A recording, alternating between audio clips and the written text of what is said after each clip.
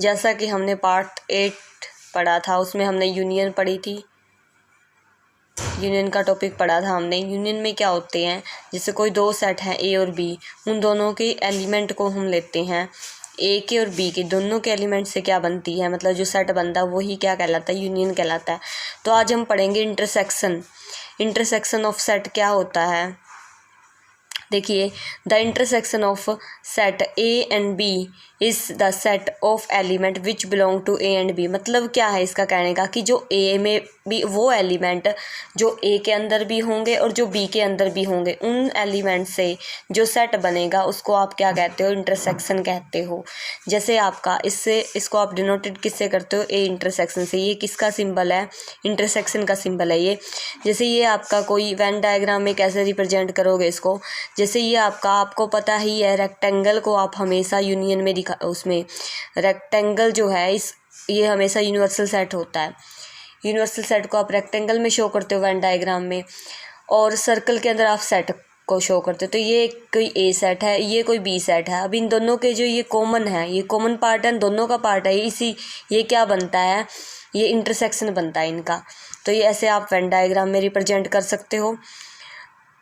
ये इसका सिंबल होता है यूज़ करने का। अब मान लो आपने सिंबल ही या फॉर्म बनानी है आपने, तो ए इंटरसेक्शन भी इसको कैसे लिखोगे कि करली ब्रैकेट एक्स सेट की फॉर्म में अगर लिखना है, x such that x belong, यानी कि एक्स ए के अंदर भी होगा, वही एलिमेंट बी के अंदर भी होगा, मतलब यानी कि दोनों के अंदर एंड लगेगा। अगर यहाँ यूनियन की बात होती तो और लगता, अब इंटरसेक्शन चल रहा है तो यहाँ एंड लगता है हमेशा। जैसे एक एग्जांपल है फैक्टर ऑफ 18, हमारे 18 के फैक्टर क्या बनते हैं, 1 to 18 बनेंगे, यानी कि 1 2 3 6 9 18। ऐसे ही फैक्टर ऑफ 24 के फैक्टर क्या बनेंगे, 1 2 3 4 6 8 12 24। अब आपने अगर इनकी यूनियन करनी है तो सारे एलिमेंट आ जाते हैं, लेकिन रिपीट नहीं होता यूनियन के अंदर। अगर आपने इनकी इंटरसेक्शन करनी है तो क्या करना पड़ेगा, इंटरसेक्शन में कॉमन एलिमेंट लेने होते हैं जो दोनों के अंदर, जैसे 1 दोनों के अंदर है, 2 दोनों के अंदर है, 3 दोनों के अंदर है, 6 दोनों के अंदर है, बाकी नहीं ले सकते, कॉमन एलिमेंट लेते हैं इंटरसेक्शन के अंदर। अब जैसे आपका दूसरा एग्जाम्पल है, कोई एक सेट है ओड नंबर का, ओड नंबर यानी कि 1 3 5 7 9, ऐसे ही इवन नंबर है 2 4 6 8। बी सेट इवन का है, एक इन दोनों में तो कुछ भी ओड और इवन में क्या कॉमन आएगा, कुछ भी कॉमन नहीं आ सकता, ओनली 5 कॉमन आ सकता। तो इन दोनों का इंटरसेक्शन क्या बनेगा, 5 बनेगा। ए इंटरसेक्शन बी क्या बनता है, 5।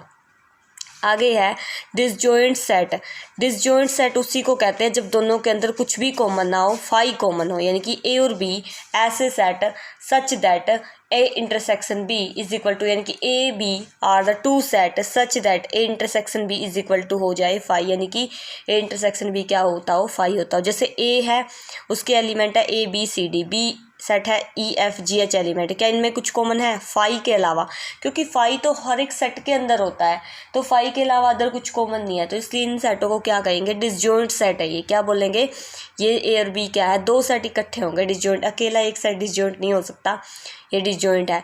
अब वेन डायग्राम में कैसे रिप्रेजेंट करोगे, ये एक यूनिवर्सल सेट है जो आप रेक्टेंगल के अंदर होता है। अब जो ये सर्कल है, ये ए सेट को रिप्रेजेंट करता है, बी को। देखो इनमें कुछ भी कॉमन नहीं है, इसलिए अलग अलग आप इनको दिखा सकते हो। आगे है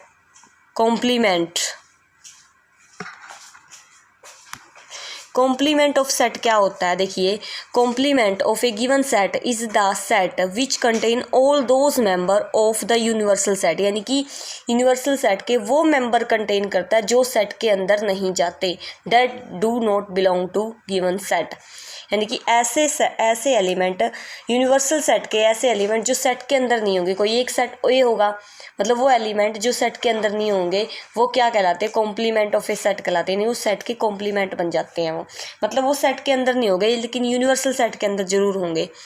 जैसे सिंबल ए डैश, इसका क्या होता है, सिंबल होता है ए के ऊपर डैश लगा देना या ए के ऊपर सी लगा देना, इसको आप रिप्रेजेंट करते हो। इससे सिंबल की फॉर्म में रिप्रेजेंट करोगे, अगर सेट की फॉर्म में लिखोगे तो एक्स सच दैट एक्स तो बिलोंग करेगा यूनिवर्सल के अंदर, तो बिलोंग करेगा जरूर वो, लेकिन आपको पता कॉम्प्लीमेंट है, कॉम्प्लीमेंट सेट के अंदर तो कभी बिलोंग नहीं करेगा, तो क्योंकि कॉम्प्लीमेंट ही हो गया, सेट से अलग ही हो गया वो, तो इसलिए x does not belong to A. कि एक्स सेट, जैसे एक एग्जांपल के थ्रू समझते हैं। ये यूनिवर्सल सेट है जिसके एलिमेंट है 1 2 3 4 5 6। ये कोई ए सेट है जिसके एलिमेंट है 2 4 6। अब यहाँ देखिए हमने ए सेट का कॉम्प्लीमेंट लेना है। कॉम्प्लीमेंट में वो एलिमेंट लेते हैं जो एलिमेंट सेट के अंदर नहीं होते लेकिन वो यूनिवर्सल सेट में ज़रूर होते हैं। ठीक है, अब यहाँ देख लीजिए सेट के वो एलिमेंट जो सेट में तो नहीं है लेकिन यूनिवर्सल सेट में ज़रूर है। कौन नहीं है? 1 नहीं है एक सेट में, ए सेट में 1 नहीं है ना, तो 2 भी नहीं है वही 2, बिल्कुल है 2, 3 है, 5 है। तो ये एलिमेंट क्या बन जाएंगे, मतलब 2 4 6 है उनको छोड़ के बाकी नहीं है, तो वो क्या बन जाएंगे आपके पास, वो बन जाएंगे कॉम्प्लीमेंट बन जाएगा। जैसे आपका इंटीजर का सेट है जिसमें एलिमेंट होंगे -∞ से +∞ तक के, 0 1 2 ऐसे ही भी बीच में आएंगे। नेचुरल नंबर के 1 से स्टार्ट होंगे। अब यहाँ देखिए 1 से तो यहाँ स्टार्ट हो रहे एलिमेंट, 1 से लेकर ∞ तक जाएंगे, ऐसे नेचुरल नंबर के 1 से लेकर ∞ तक। लेकिन जितने भी नेगेटिव रह गए वो तो नहीं आ सकते ना, इसके अंदर नहीं आ सकते इसके अंदर, तो वो क्या बन गया, कॉम्प्लीमेंट बन गया। यानी कि वो ये नेचुरल नंबर के अंदर तो नहीं कंटेन कर सकते ही हैं, तो इसलिए ये क्या बन गए, इसका कॉम्प्लीमेंट बन गए। क्या बन गए, कॉम्प्लीमेंट बन गए। आगे डिफरेंस ऑफ सेट।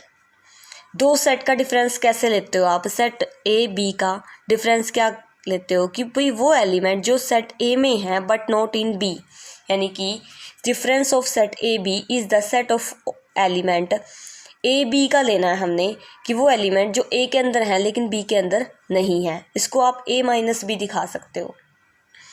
क्या दिखा सकते हो? ए माइनस बी, यानी कि डिफरेंस। पढ़ते कैसे हैं? ए डिफरेंस बी। लिखते कैसे हैं? ए माइनस बी को तो लिखते हैं कि भी एक्स ए के अंदर तो है लेकिन वो बी के अंदर नहीं है। अगर बी माइनस ए यानी कि एक्स जो बी के अंदर तो है लेकिन वो ए के अंदर नहीं है।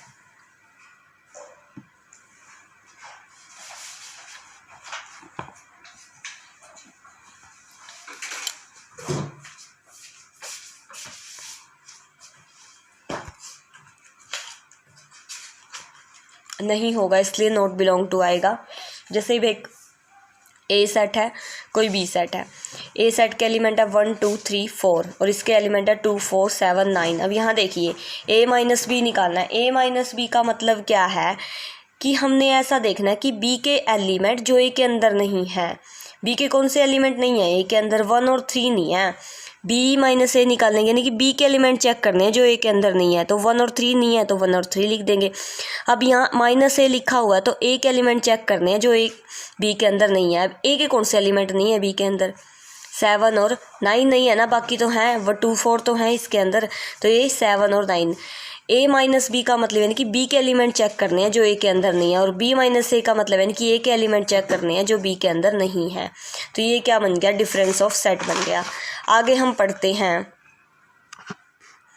Symmetric difference of set. Symmetric difference of set क्या होता है? ए माइनस बी और बी माइनस ए, यानी कि difference of A set and B and difference of B and A, तो दोनों का अगर यूनियन कर दो तो क्या बन जाता है? सिमेट्रिक डिफरेंस बन जाता है। क्या बनता है? Symmetric difference. आप इसको इस सिंबल से रिप्रेजेंट करते हो, A minus B union of B minus A. आप लिखते कैसे हो इसको? X such that x belong to A minus B, और यूनियन को हमेशा आप और से दिखाते हो, इंटरसेक्शन को एंड से और यूनियन में और लगता है।